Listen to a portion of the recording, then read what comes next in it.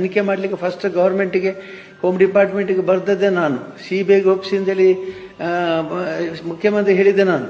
ಈಗ ಅವ್ರಿಗೆ ಏನು ಪರಿಣಾಮ ಕೊಟ್ಟರು, ನಮ್ಮ ಸಂಬಂಧ ಏನಿಲ್ಲ ಅದಕ್ಕೆ. ಅವ್ರು ಏನು ಬೇಕಾದ್ರೆ ಏನು ತನಿಖೆ ಮಾಡಲಿ, ಇನ್ನಷ್ಟು ಮುಂದುವರಿಸಲಿ ತನಿಖೆ, ಇನ್ನಷ್ಟು ತನಿಖೆ ಮುಂದುವರಿಸಲಿ, ಇನ್ನಷ್ಟು ಬೇಕಾದ್ರೆ ಬೇರೆ ಬೇರೆ ದಾರಿ ಸಂಶೋಧನೆ ಮಾಡಲಿ, ನಮಗೇನು ತೊಂದರೆ ಇಲ್ಲ.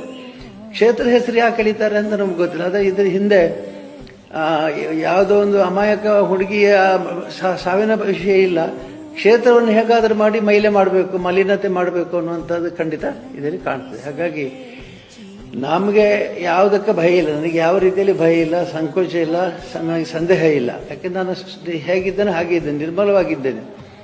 ನಮಗೆ ಬೆಳಿಗ್ಗಿಂದ ಸಂಜೆವರೆಗೆ ಅನೇಕ ಕೆಲಸ ಕಾರ್ಯಗಳಿರೋದ್ರಿಂದ ಯಾವುದು ಮೈಲಿಗೆ ನಮಗೆ ಅಡ್ಡೋದಿಲ್ಲ. ಆದರೆ ಒಂದೇ ಒಂದು ಸಮಸ್ಯೆ ಅಂದರೆ ಅನಾವಶ್ಯಕವಾಗಿ ಯಾಕೆ ಶತ್ರುತ್ವ ಬೆಳೆಸ್ತಾ ಇದ್ದಾರೆ, ಯಾಕೆ ಶತ್ರುತ್ವ ಬೆಳೀತಾ ಇದೆ, ಶತ್ರುತ್ವಕ್ಕೆ ಕಾರಣ ಏನು? ಆವತ್ತು ಇವರ ಮುಖದಲ್ಲಿ ಒಂದು ತೇಜಸ್ಸನ್ನು ನೋಡಿದೆ, ಏನನ್ನು ಸಾಧಿಸಿರೋ ಸಂತೋಷ ಇವರ ಮುಖದಲ್ಲಿ ತೇಲಾಡ್ತಾ ಇರೋದನ್ನ ಗಮನಿಸಿದೆ.